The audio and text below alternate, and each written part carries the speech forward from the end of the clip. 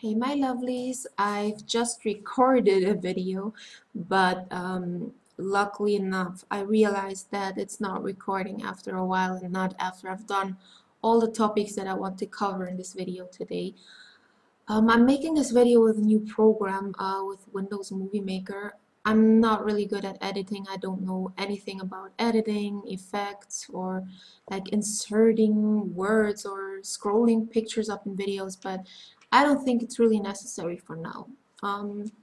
What is necessary is that I don't forget anything that I wanted to talk about today, because I wanted to make a really compact video, talk to you about I've made a note for myself, talk to you about the ICU, the time of my boyfriend being in hospital and being back home, which is good news, about my job situation, about nutrition. I'm looking at a note here because I couldn't remember everything about the nutrition that's going on with me now, beauty, OCD, goals and dreams that I have, my upcoming journey, and my invitation to all of you to come along and join me on this journey, because doing it alone is not really nice. And also I want to get a message out with every video that I make, so I have to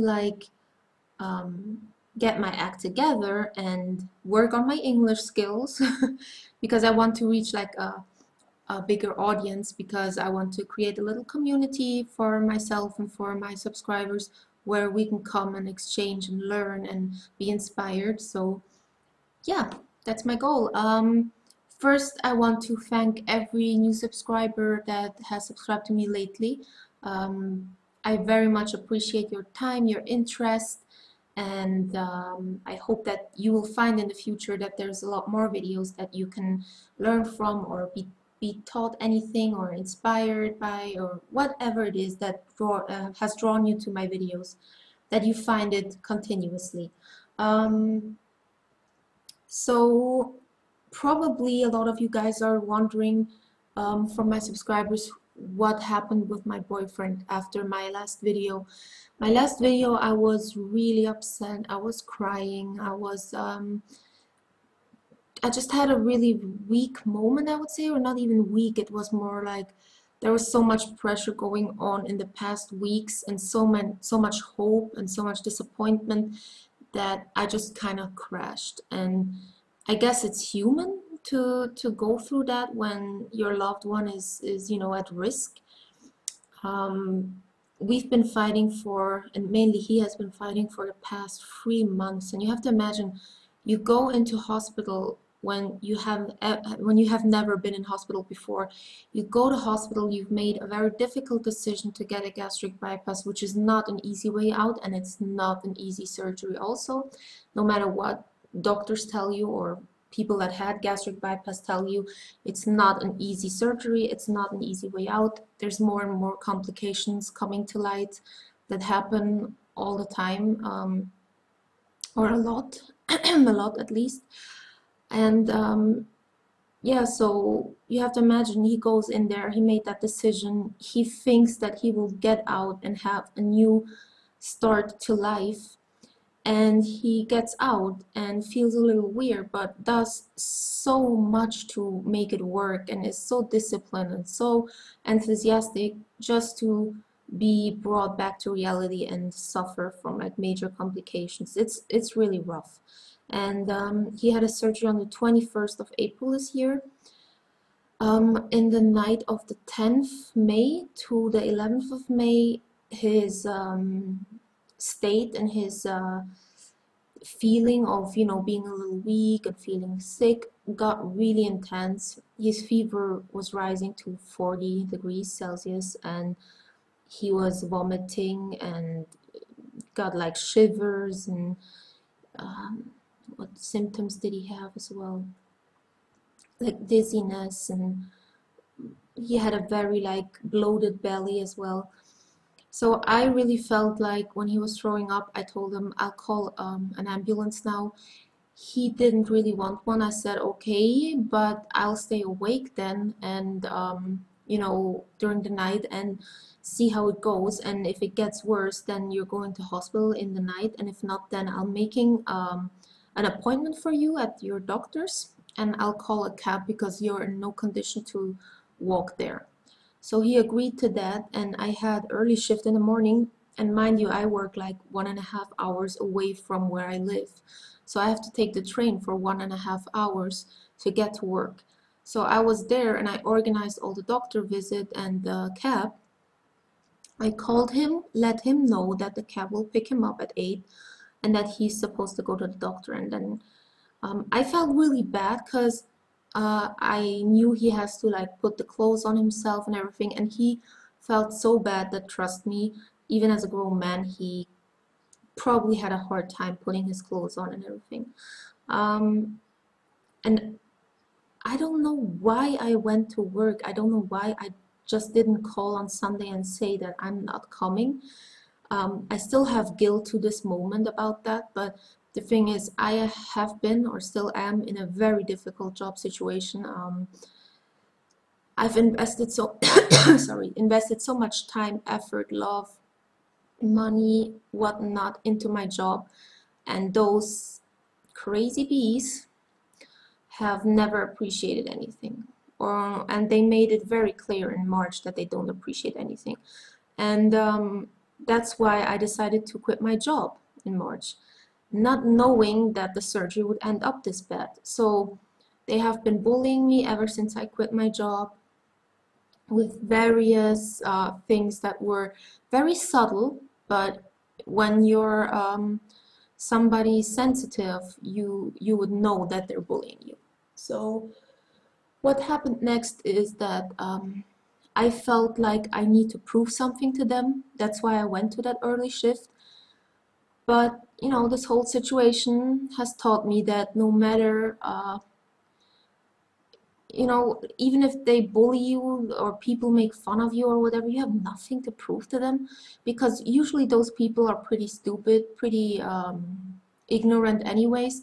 You cannot teach those people. So what you have to do is follow your heart, and my heart was definitely with my boyfriend, and I did not want to leave him by himself. So anyways, what's done is done. Anyways, I made the appointment. He got there with the cab. The doctor took his blood.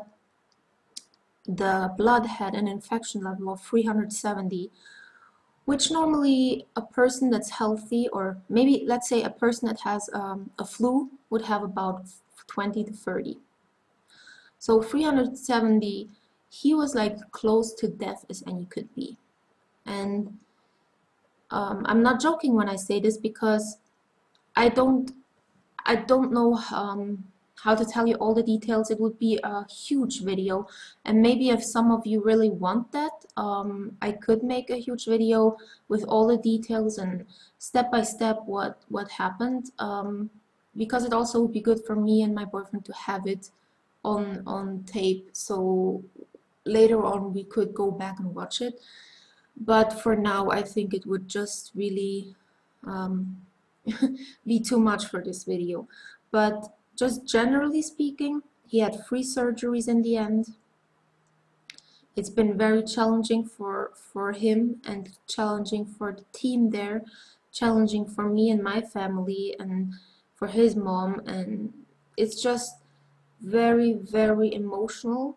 The past 3 months have been horrible. Not at all times horrible, because there were moments where even when we were doing bad, or he was having a really bad depression in hospital, there was these moments of realizing how much we love each other and appreciating the presence of one another that made that moment special and nice and enjoyable. We also had a few laughs while watching CNN. It was like African Voice, and they showed the circus, and we had a few laughs, and we were sharing you know, good moments as well there. But overall, it's been very challenging. He also was really scared, and he's not the type to usually be scared or weak, you know. He's usually somebody that plans everything through and through. So for him to give that responsibility to somebody else and just trust them was really hard on him. He's had a bad depression in hospital after about 1.5 months, where he was in intensive care, and I would come for a visitation because visitation times were from 10 to 8 p.m. and I was always there for that time.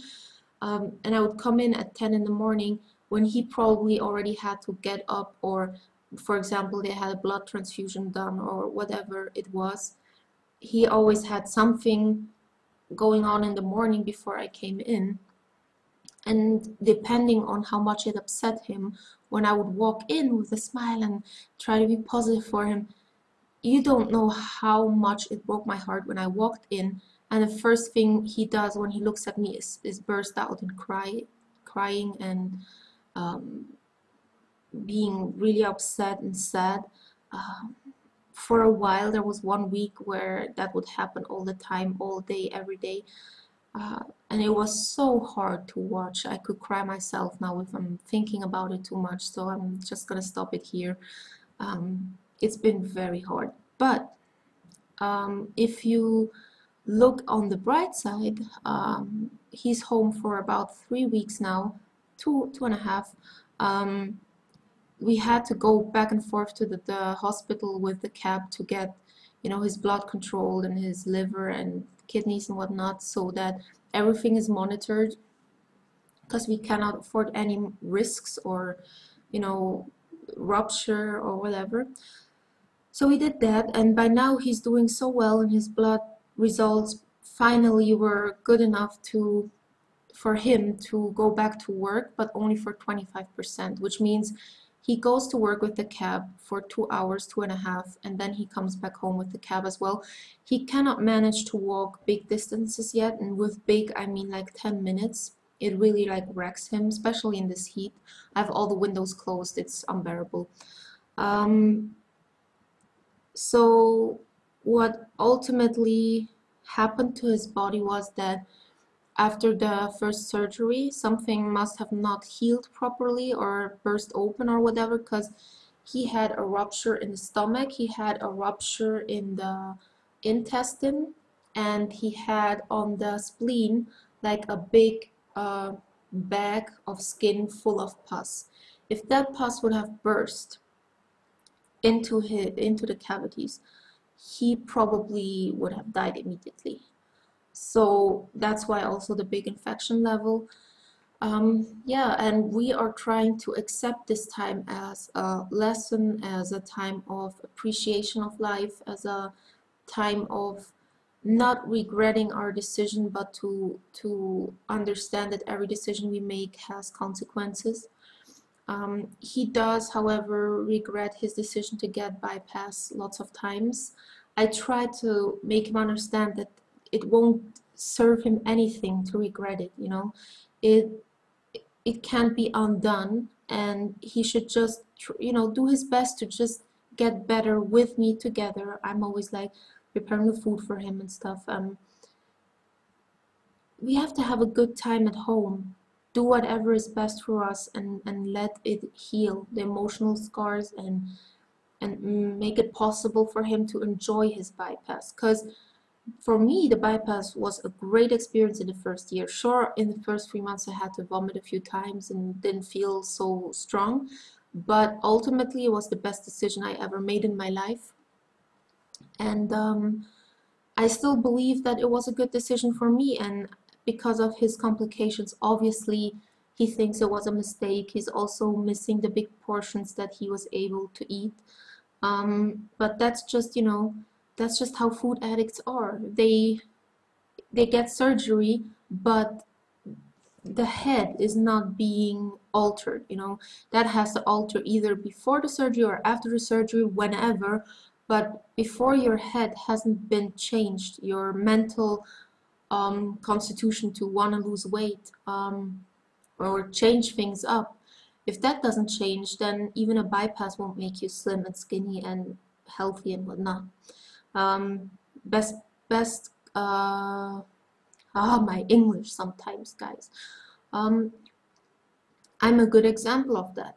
I have gained about 15 to 20 pounds back, and I have not been eating well.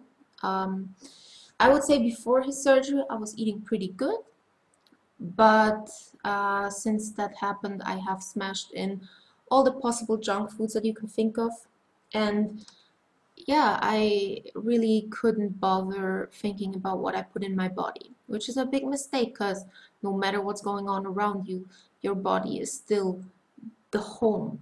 You know, it's your home. It's the most valuable thing you have. So, uh, let's see what I wanted to talk about next. So, what I wanted to talk about next after this rather serious topic, and if you really want to know more about it, feel free to send me a message or leave me a comment below and let me know what you would like to hear in my next video or see being talked about in the next video. Hold on, something came up. Yeah. All right. So what I wanted to talk next about is my job. Not too much about it, just quickly. I've quit in March after a few very unpleasant realizations I had to make, including my so-called best friend that I had working there as well. I kind of organized that job for her, and she's not really repaid me with appreciation. More like, you know, the opposite, and I'm really disappointed, but inside I've done a lot of work, and I have realized that there is no use in going back and forth in my mind about this. It's just I have to accept that I've invested a lot, I lost a lot, and now I'm moving on. And it's easy, it sounds easy, but you know, it meant a lot of tears and a lot of emotional work. I work in daycare, as most of you guys know that are subscribed to me. And in daycare, it should be all about the kids. And some people don't understand that. And that's why I had to move on. And my goal is to find a really good daycare now or a different job. Actually, I would love to get a job where I can use my different language skills, preferably at the airport, or you know, something interesting, something new, or in daycare, but this time really a professional and competent daycare that I can look up to and that I identify with. So I'm gonna have to look for a daycare from the end of July. The reason for not being able to look for a job now is because I'm written off sick. I have been there for my boyfriend every day after his hospitalization, and the thing is, you know, the day on the 11th May where he had his first emergency surgery, they actually asked me if I could come in the next day for an early shift, and I just couldn't believe what I'm hearing. Especially because they were 4 people with 9 kids, and I was like, if you can't handle that, then I'm sorry, then you guys have just completely failed your profession.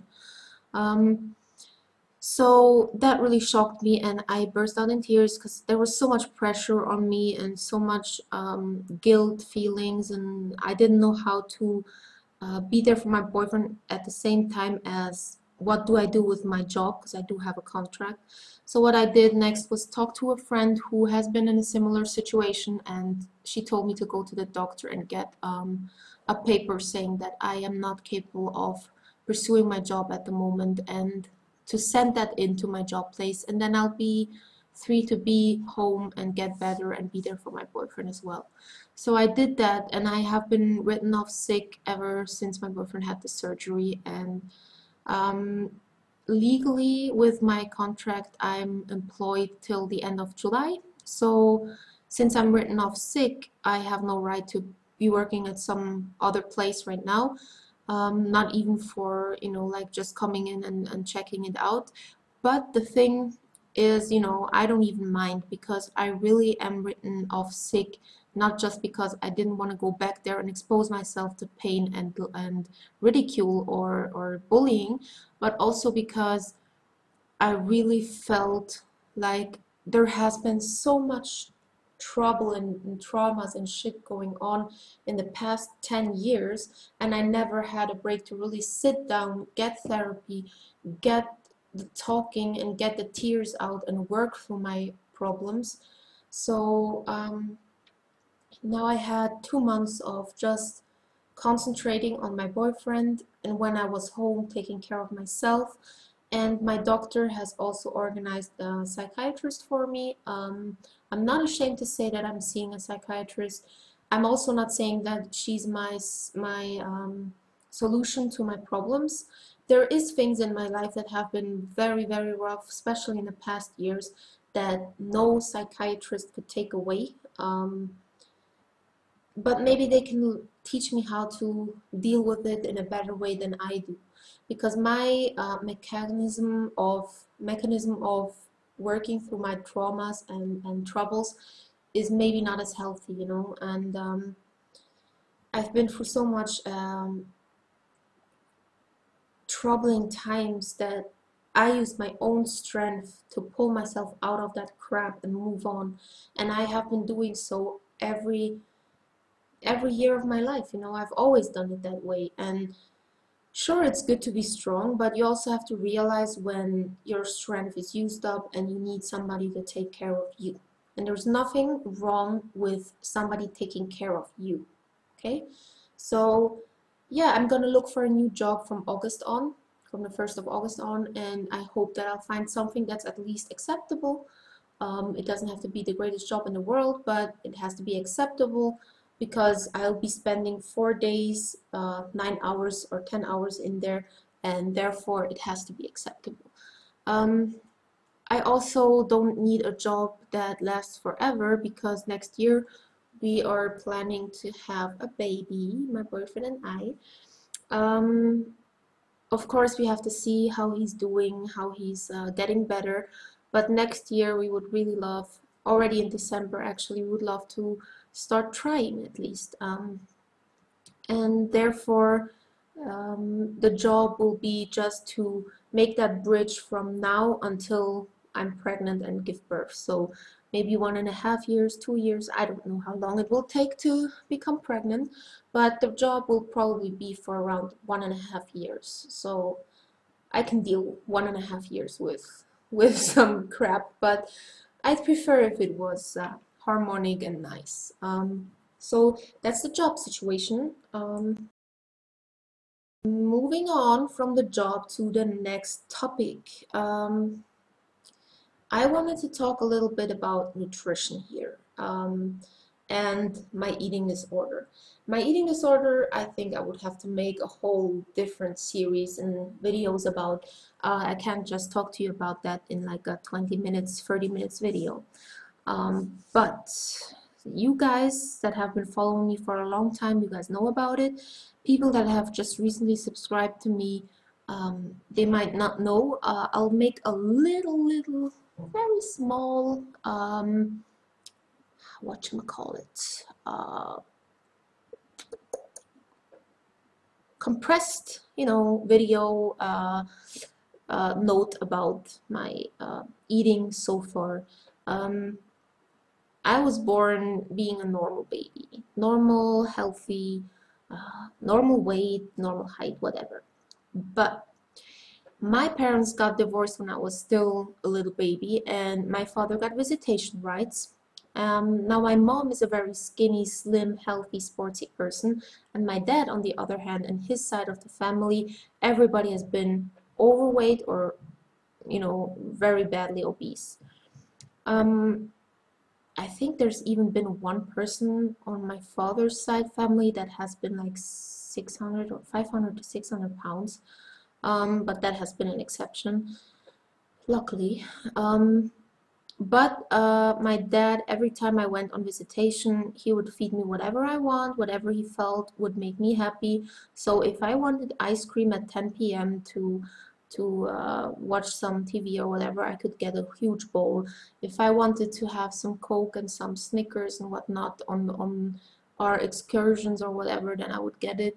If I wanted to eat a big sausages and fries and whatnot on our vacation days, then I would get it. With my mom, it was different. I'm not saying my mom deprived me completely of things that children enjoy or people enjoy, like chocolate or whatever, but she kept it very, very minimal, and there was a lot of situations that I can remember from when I was 5 years old, for example.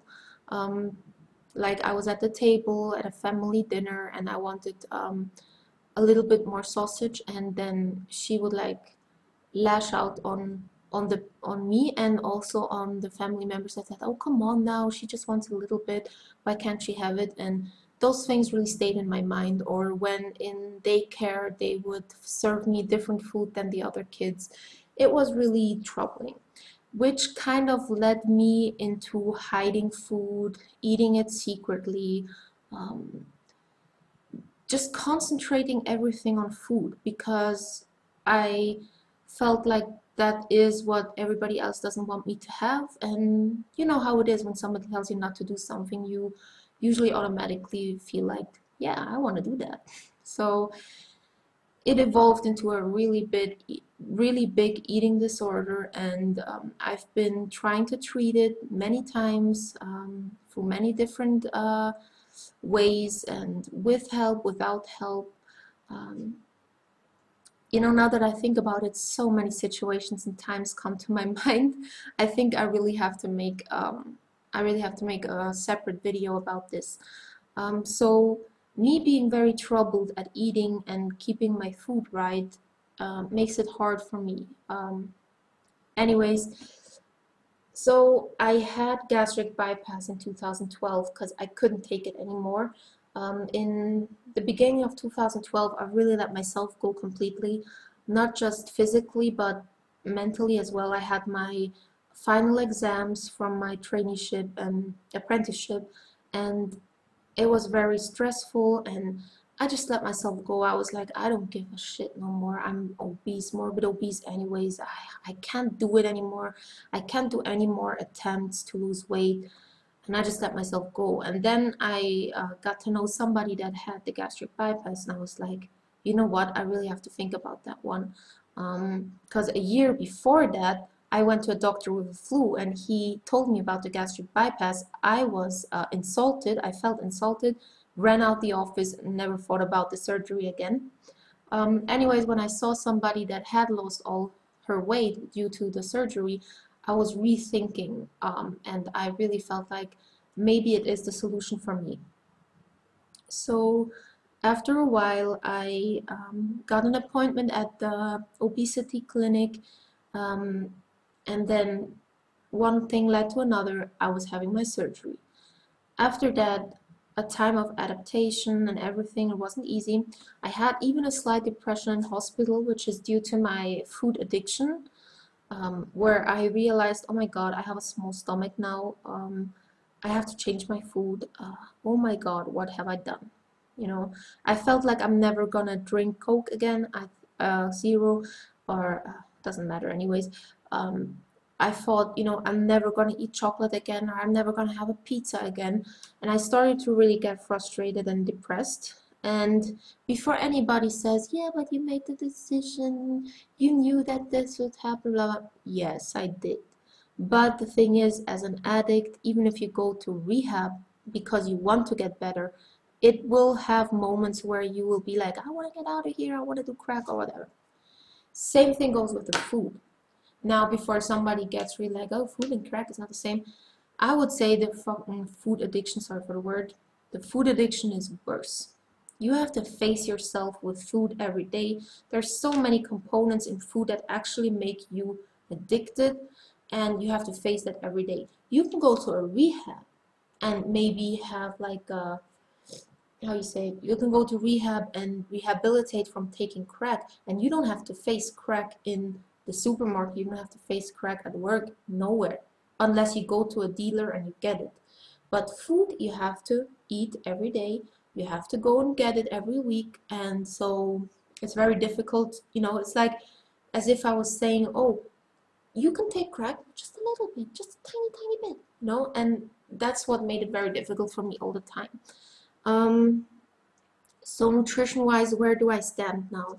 I am in nutrition therapy, not with the same woman anymore, because I had my surgery in Zurich, and my boyfriend as well. but we live in St. Gallen, which is a different city, 1.5 hours away. Since the complications of my boyfriend, the trust into that clinic has decreased, obviously. Not because I think, you know, it's the doctor's fault or anything, but I just don't feel comfortable going to that clinic where all that stuff originated from, you know.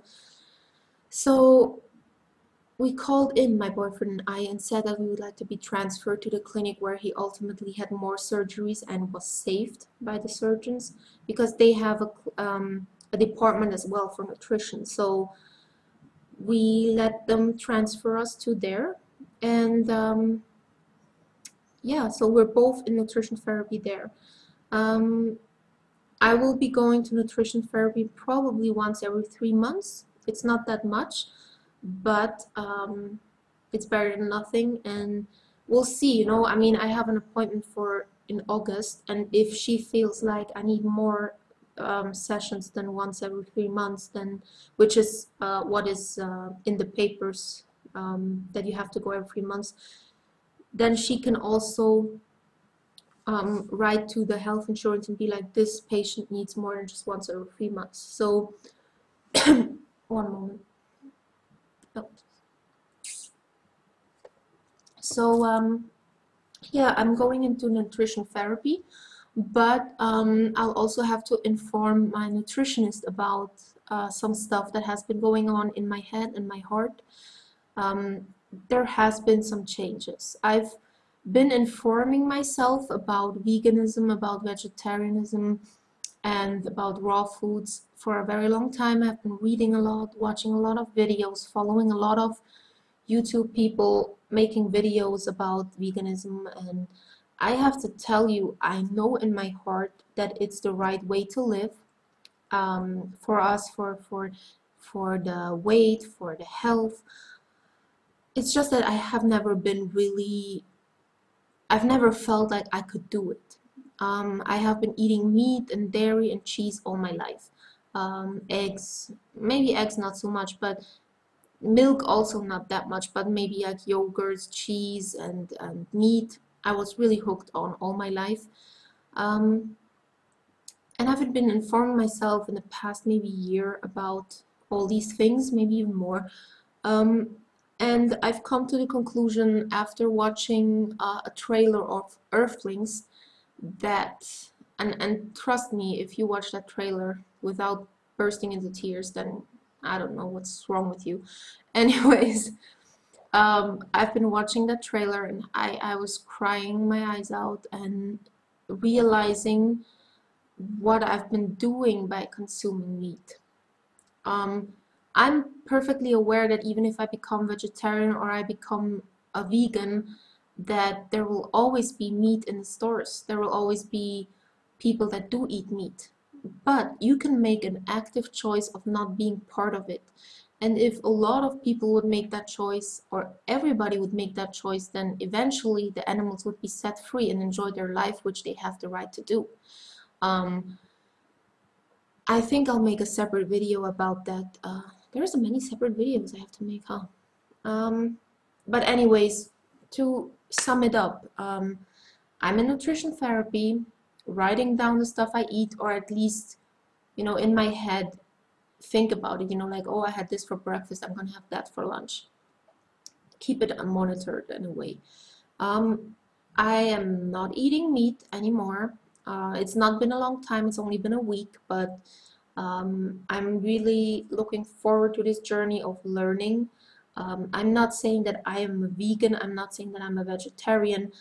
It's what I'd like to be, and I'm working towards that. So I haven't had meat in a week, and I'm not going to. That's what I feel now. I'm interested into learning more about veganism. I'm very much interested into recipes, so any vegans out there that have, you know, tips about recipes, where you can find the freshest stuff, that would be for Swiss people only, because yeah, I live in Switzerland. Anybody that has real insight about the meat industry, dairy, and so on, I love that information. The more I educate myself, the better.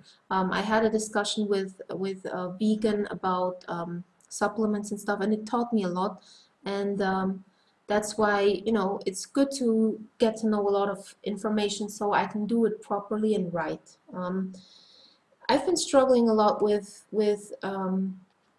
telling people that I want to go vegan because, you know, there's a lot of judgment. A lot of people will call you crazy, a lot of people will call you extreme, a lot of people will call you, how you call that word, delusional. We are not in the ancient times where we had to go out and hunt and kill the animals ourselves, so I don't see the right to eat one. Yeah. So I'll make a separate video about that because I feel like I have a lot to say about it, especially because I have been a meat eater all my life, so I know where you guys coming from that are eating meat and dairy and eggs and whatnot. Yeah, so I'll make that, but I doubt that it will be today. But I really want to make another video maybe this week or next week. About that topic, about veganism, about how I want to approach it. Do I want to go extremely purist, or is there like loopholes that I see that are acceptable for me? Like, for example, makeup. I use a lot of makeup that is not animal tested. I think like that's important to me because it's my choice to put on color into my face, and I don't feel like it's that important as to hurt animals for it. So if there was no makeup that is not tested on animals, then I'd simply probably not wear any anymore. And that's a big thing for somebody like me that loves makeup, okay? So yeah, I'm using makeup that's not animal tested, most of it. I'm not saying that there isn't like one eyeshadow in my collection that probably has been tested on animals. I bought that a long time ago, alright. But from now on, I'm not going to buy any products that have been like tested crazy on animals. Then again, I might be a hypocrite because I drink Coke Zero and I drink iced tea light, which probably the aspartame and other ingredients have been tested on animals. I'm not perfect, and I have to learn to not try and be perfect because that's an OCD of mine. And talking about OCDs, that's also an issue I've been struggling with the past months. Cleaning like an obsessed witch, washing my hands every 5 minutes. It's all, you know, and also I have a lot of ideas and thoughts in my head that I don't even want to have. Like sometimes I think about something like veganism or marriage or having kids, and instead of having positive thoughts and like, oh yeah, I'll do that, or yeah, I'll manage it like this, I start to think so much in detail that it hurts my head and that it makes me upset. So there's nothing useful in that. So it's an OCD, it's an obsession, compulsory disease that makes you completely obsesses you and consumes you. So I really want to work on that, and that's why I'm meeting the psychiatrist regularly. Okay, just to let you know that. And so my goals are to become vegan. I'm starting out by being vegetarian and eliminating lots of things. Like I don't drink milk. I use soy milk, I use rice milk. I still have some eggs at home that I will use for my boyfriend because he wants to eat that. I might join him and eat it as well until it's used up. So my goals are to become a vegan, to eat plant-based, to lose weight, to prepare my body to be healthy for receiving a baby next year. I would love to start into a pregnancy by being a more aware person and healthier person. Like, for example, I have stopped smoking 6 months ago and I'm not intending to start again. I don't drink alcohol at all. I really want to change my food. Yesterday I've bought a gym membership that I will be going to 2 or 3 times a week, depending on how I can with work, but 2 times for sure. And I know that you can do sports outside. You can go cycling like Freely the Banana Girl or Durian Rider, which I follow a lot. I love their channels, love their sarcasm, love their way of bringing out the message to the people. So yeah, I know you can make that sport outside. However, my job and the distance that I have to go to work, usually there is no work around St. Gallen in my field, not a lot. There is a lot, however, in Zurich, so I have to travel 1.5 hours one way.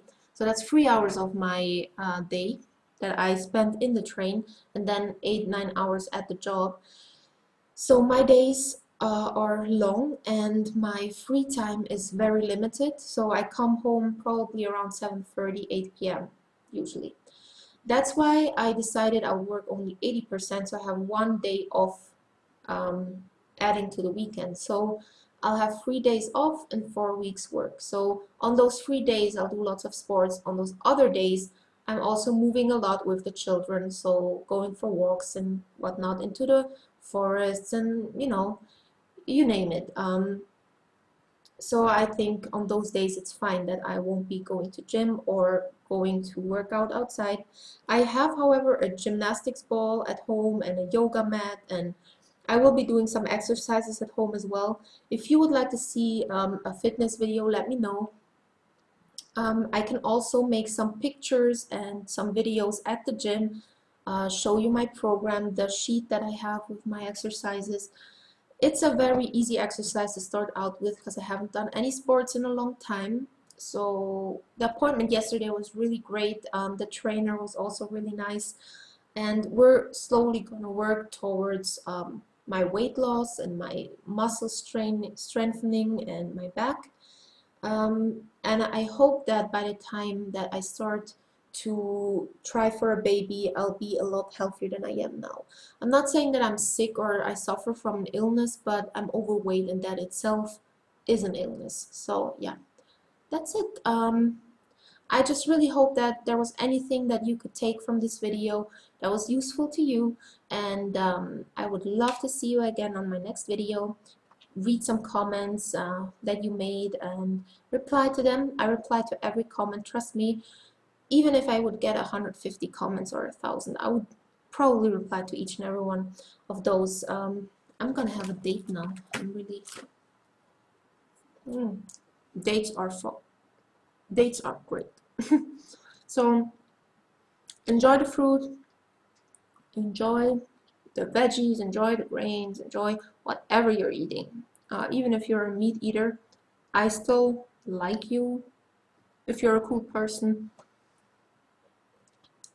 I can't guarantee you that I won't put a piece of meat in my mouth again, but I swore to myself, unless I can watch Earthlings completely from start to finish without busting a tear, I will not eat meat. I will not eat dairy. I will not eat eggs. So yeah, enjoy your day, your week, and I hope that I'll see you again. Take care.